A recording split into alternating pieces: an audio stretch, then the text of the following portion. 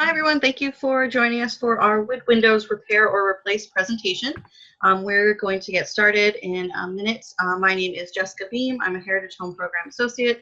I'm here with Abigail Enoch, also Heritage Home Program Associate, and Jamie Miles, who is our Preservation Programs Assistant. So we're going to go through talking a little bit about wood windows and how they are important to your home and kind of information that you might think about when you're kind of making that decision if you want to repair or replace. And so I will turn it over to Jamie to get us started. Sure. Welcome, everybody.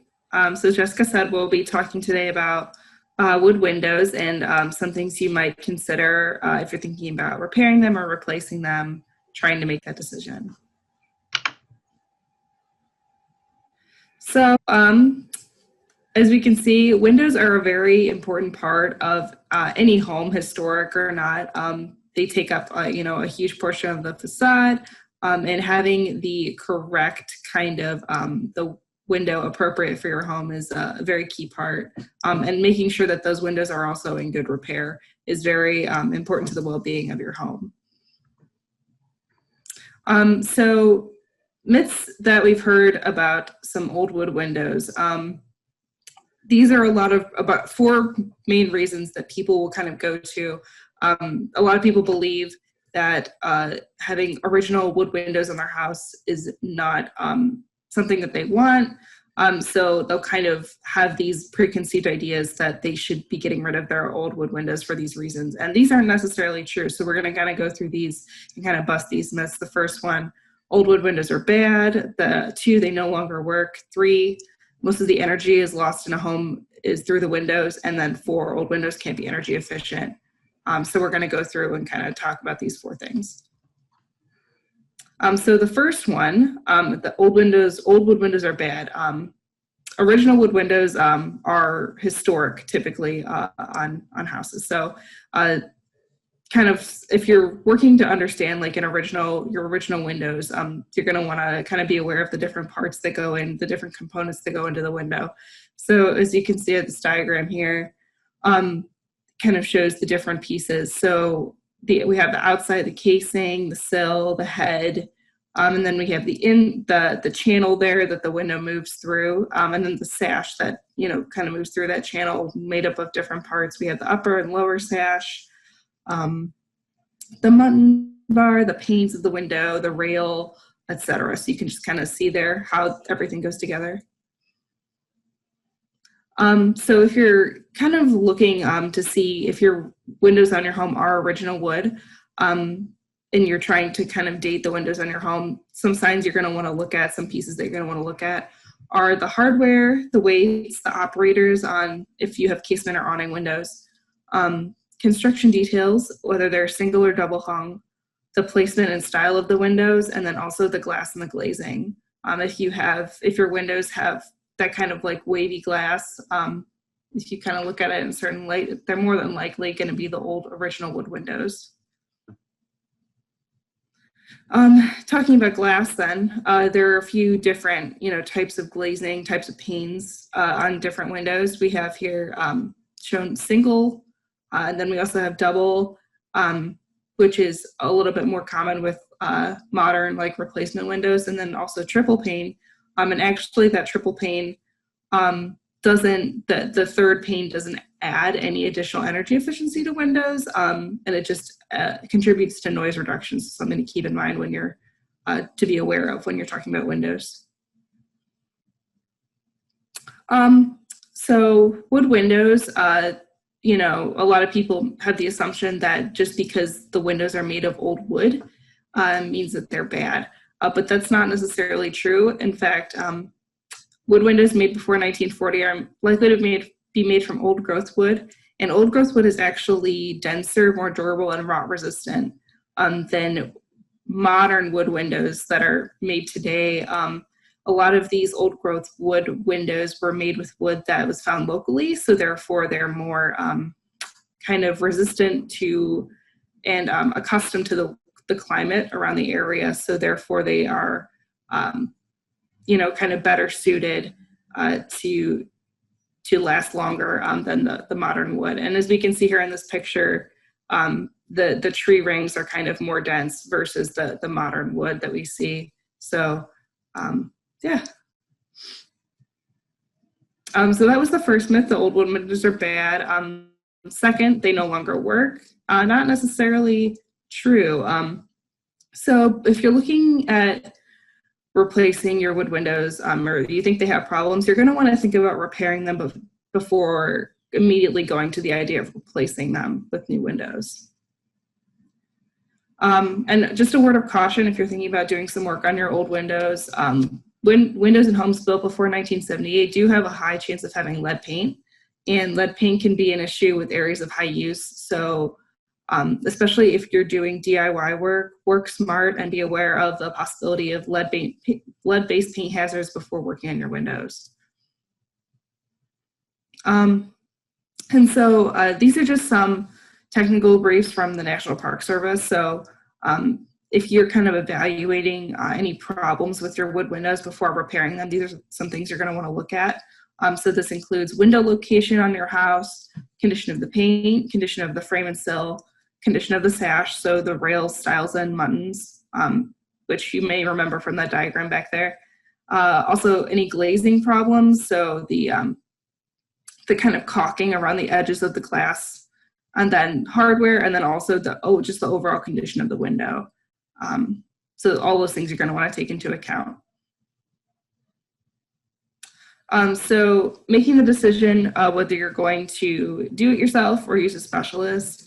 Some of these repairs that are listed here are just some of the easy ones to take care of yourself if you're interested in doing that. So if your windows are painted shut, broken ropes or pulleys, broken hardware, you can hire a specialist to do these things, but they're also fairly easy to take care of on your own if you're interested, if you're the type of person who likes to kind of get in there.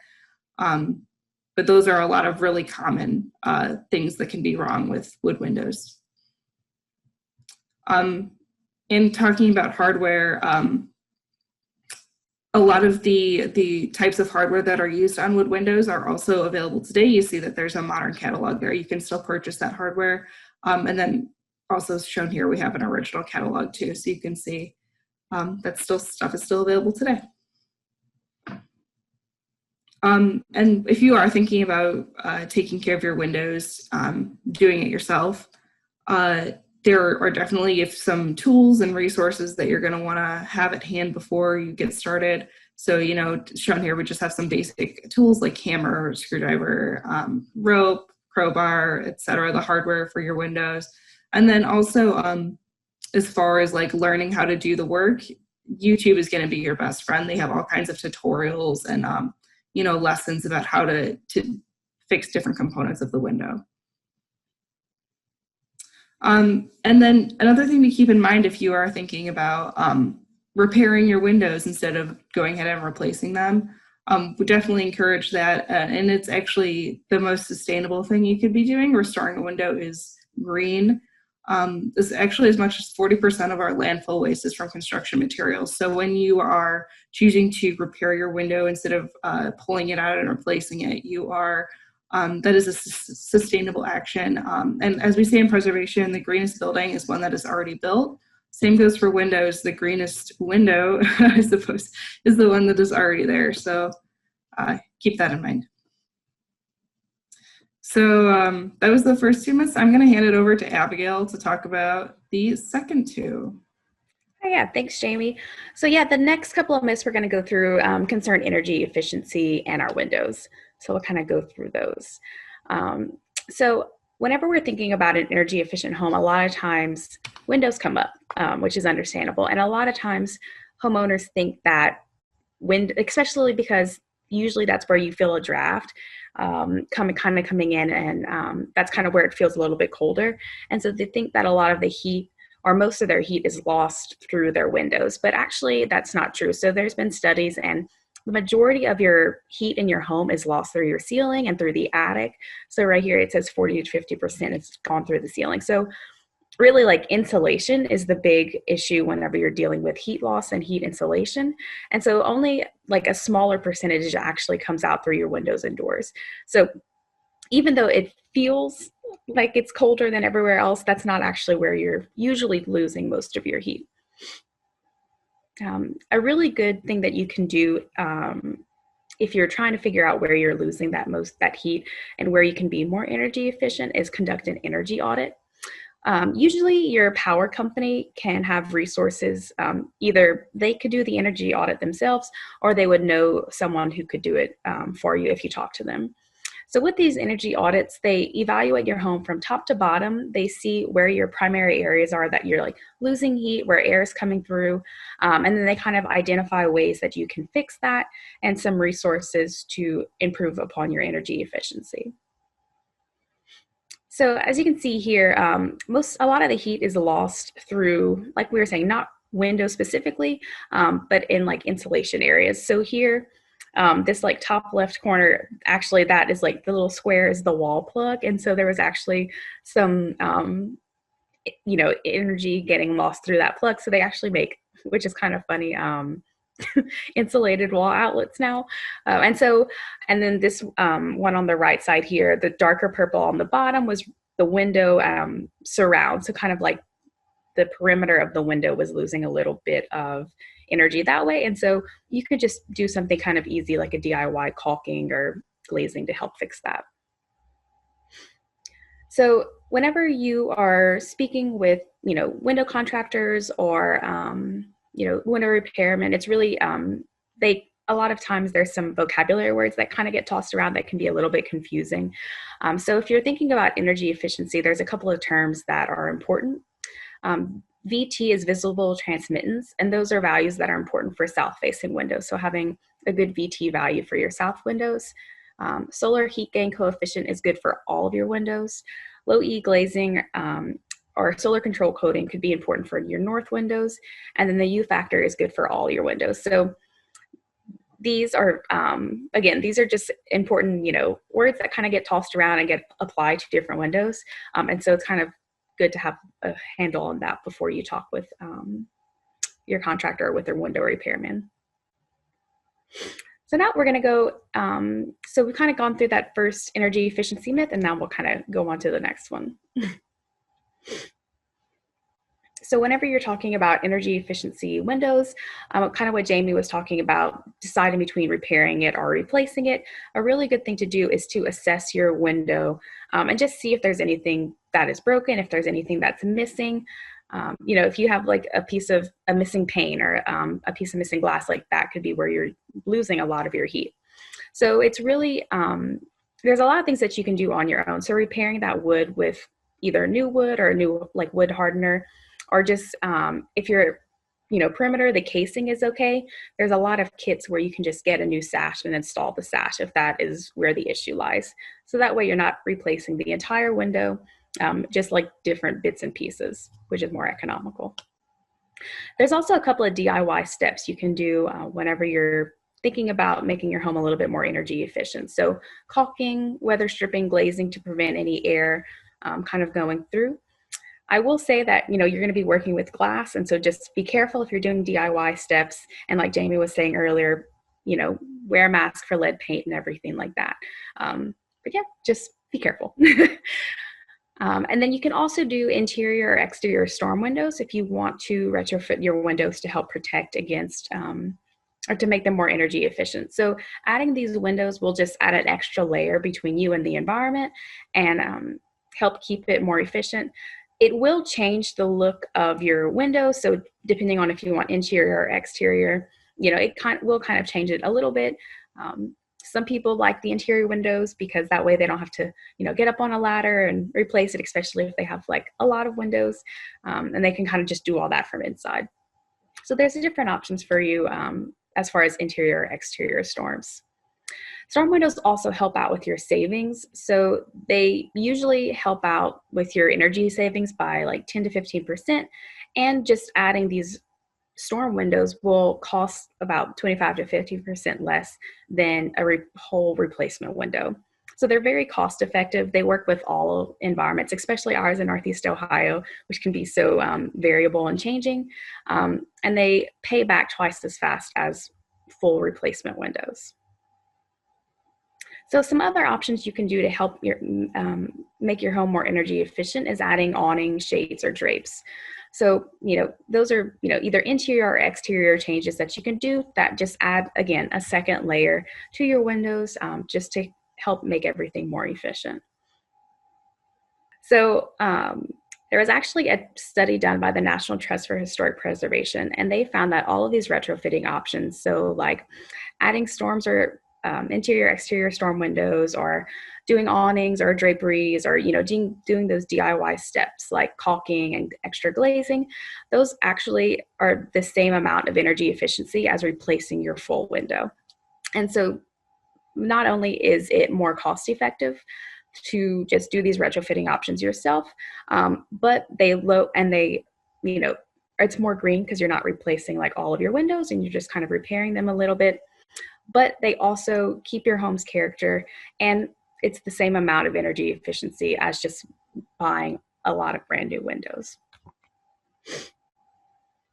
All right, so now we've gone through all of the myths, and now Jessica will take over and she's going to talk about, what actually happens if you need to replace your windows.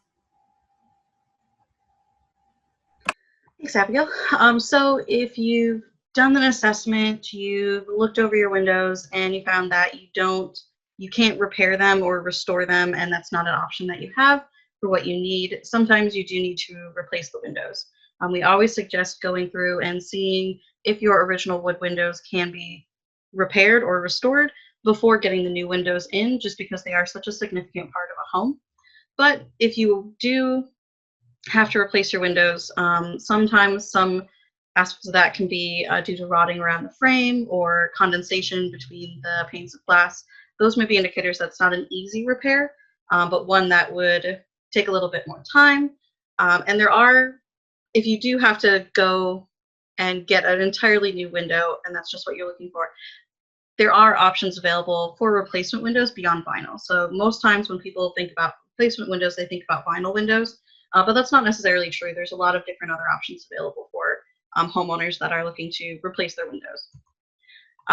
You can even replace your windows in parts. And so if you do have those wood windows, you can get parts that make your windows more efficient. You can, as we talked about, add storm windows, but you can also just replace the sash itself. There are some kind of like kits that you can get or changes that you can make to make a window operable, where you can actually drop down and open up the window to clean the outside of it. And you can actually install that in an existing window. And so there are components that you can replace without having to replace the entire window as one whole unit. When you're thinking about replacing your windows, you want to keep the exterior consistent with what the building or the home looks like. And so if you are adding new windows that maybe don't need a storm window, only on some windows, you might want to think about how that would reflect on the rest of the house. And we always say replace like with like. Now, no window is maintenance free. There are sometimes big things that need to be done on windows. So you want to make sure that you're looking through. For some windows, they might settle oddly or bend. Some windows, like wood windows, may need to be painted more often. Vinyl and aluminum windows on the exterior might fade, and they will need to be painted, or aluminum would need to be painted at some point, not as soon as wood. And for vinyl windows, they're not maintenance free either. And so something for any window that you're looking at, there might be some kind of maintenance that you would need, maybe not as often as other types, but still there's maintenance that is required to have your windows be operable and efficient for your home. So you want to be keeping an eye on them. You look out your windows all the time, but look at your windows sometimes. See if there's water damage, there's water pooling, the paint is flaking, especially if the paint is flaking and they aren't new windows, but even if they are new windows, see if it is bending a little bit, if anything's broken, if the glass is loose. If you have, there are some instances of the cladded windows, so you have like vinyl or aluminum clad windows that are vinyl and aluminum on the outside and then wood on the inside. If they're not installed properly by the correct contractor, sometimes they can leak so between the wood and the casing, and that can rot the wood from the inside. So you want to make sure you're keeping an eye on your windows inside and out to be able to see if they need upkeep, or if there's water coming out, or if they're loose in any way. For the lifetime of windows, replacement windows don't last as long as original windows because obviously original windows have been on your home for 50, 70, 100 plus years. Vinyl replacement windows about 20, 25. Wood replacement windows about 30, 35. And then if you're thinking about like a return on investment, if you have the choice between restoring or repairing your windows and getting new windows, we have a simple return on investment calculator. There's plenty of them out there, but this is just a simple one. So you're looking at the cost of the replacement windows or the repair that you do over 25% of the annual gas bill equals the payback of the replacement windows in years. And so if you have 1,800 square foot house with 34 windows and you're replacing those with a basic wood window. And so if you look at how much the window costs for each window for the 34 windows, and then divide that by 25% of the gas bill, that's 56.6 years, which is longer than the lifetime of the window. And so there's a high chance that you'd need to replace multiple windows in that time frame if you're still living in the home, or they would need maintenance if they're not well cared for. If you're doing it with repairing and adding new storm windows for those windows, you can look at the repair cost for each window and then also the cost for the storms, which is less than the windows. And so the payback time is less of 39.66 years. And so being able to kind of determine what works best for you and your family and your home to see if maybe going through repairing and restoring your windows versus replacing them might be more cost effective in the long run if that's an option for you. So I'm going to pass it over to Jamie to talk about the architectural styles for the homes. Sure. So if you have made the decision that you do need to replace your windows, you're going to want to think about number one, the window type, and making sure that the style of the window that you choose is compatible with your home's character. Here we see some of the common window types out there. So we have the double hung, casement sliding, awning, hopper, and jealousy window. So those are all different options that are out there for you. So you're going to want to be thinking about how does your window contribute to the overall home. So the pattern of the openings and their size, the proportions of the frame and the sash, configuration of the window panes, Muntin profiles. So that means the piece that goes between the panes of glass that kind of separates them. How far that sticks out from the face of the window. The type of wood, the paint color, characteristics of the glass, and other details also, such as arch tops, hoods, or other decorative elements that are there. So here we see an example of a Victorian home. And as you can see, Victorian homes typically have a wide variety of window sizes and types. Not all operable, but you can also see there that they have some decorative glass. We have seen some leaded glass there on the one example. And so that's just something you're going to want to keep in mind if you're thinking about replacing windows on a Victorian home. And here we see another example.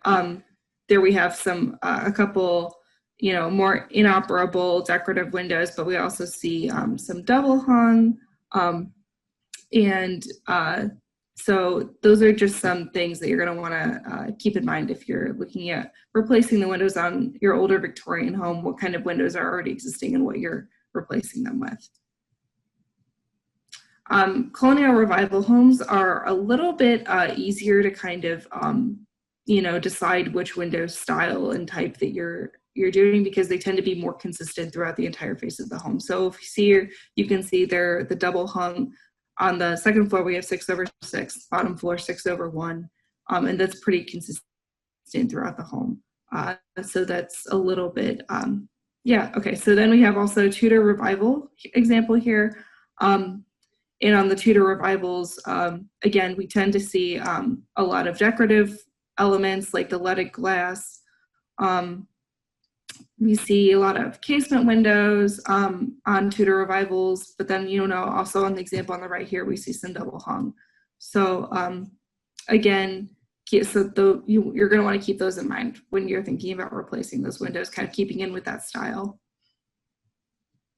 And on bungalows example here, so bungalows tend to have a lot of casement windows on them. So the kind, that crank out. And they will, this example here has the decorative muttons. So if you were going to replace a window like that, you definitely want to be sure you were replicating that decorative element in your new window. Mid-century modern houses, from the 50s and 60s, tend to have a lot of that big picture window in the front of the house. So, there's the huge inoperable glass pane window. So if you were thinking about replacing that, you're not going to want to replace that with glass block or with a double hung window. You're going to want to keep that same kind of character on the front of the house. And as Jessica mentioned before, that we always encourage to replace like with like. So if you have, two windows next to each other and you're replacing one, you're not going to want it to be a completely different type and style of window. You're going to want to replace it with what's next to it, replacing like with like. And so I'm going to hand it back over to Jessica to give you guys a little bit of a quick review of what we've talked about so far. Thanks. So from this whole presentation, we've got that old windows were meant to be repaired. So think about that. If you have original windows to your home, that repairing is an option for those. Sometimes you may only need to repair parts of the window rather than replacing the entire unit. And so that's definitely more cost effective because then you're keeping those original windows and you're not spending, a lot of money for the newer windows, just parts of the window that you can continue to repair. Energy efficiency measures such as like caulking, storm windows, awnings, or even like drapes and blinds can work just as well together if you do those all together and kind of keep up with the window. And that could do as well as replacing the entire window, and it's more cost effective. No replacement window is maintenance free, so consider the upkeep of whatever material you choose. Vinyl, steel, fiberglass, wood, aluminum, any of those types of windows still need some kind of maintenance and care over the years that you have the window. Respect the architectural character of your home and install replacement windows that fit the rest of your exterior. And so keep that in mind that it may be a cheaper option just to get the basic vinyl window that everybody has, but that's not something that may fit your home or be appropriate for your house. And replace like with like. If you're replacing something, then replace it with something that looks very similar to what's existing around it.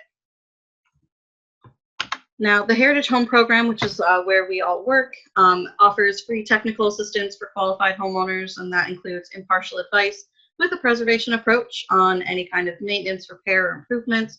We have site visits where we can review any and all issues in the home with one of our construction specialists. We can also help with like project prioritization, contractor resources, reviewing estimates, and also restoration guidance. If you are thinking of restoring your windows, who would you reach out to? What are some steps you can take for that? And so it's all under our technical assistance. We also have a low interest rate loan that's available to help finance those projects. The fixed rate financing is as low as 1.4% for qualified homeowners. And we have construction specifications with those. We work with interior and exterior projects, but vinyl windows and vinyl siding do not qualify for a program, but other types of windows do. And so if you have any questions about that or about our presentation, give us a shout. You can give us a call. On our website, we have a technical assistance form that you can fill out and ask questions there, and reach out to us via phone or email. And we'd be happy to answer any questions that you have about Windows. And so thank you so much for listening, and please let us know if you have any questions.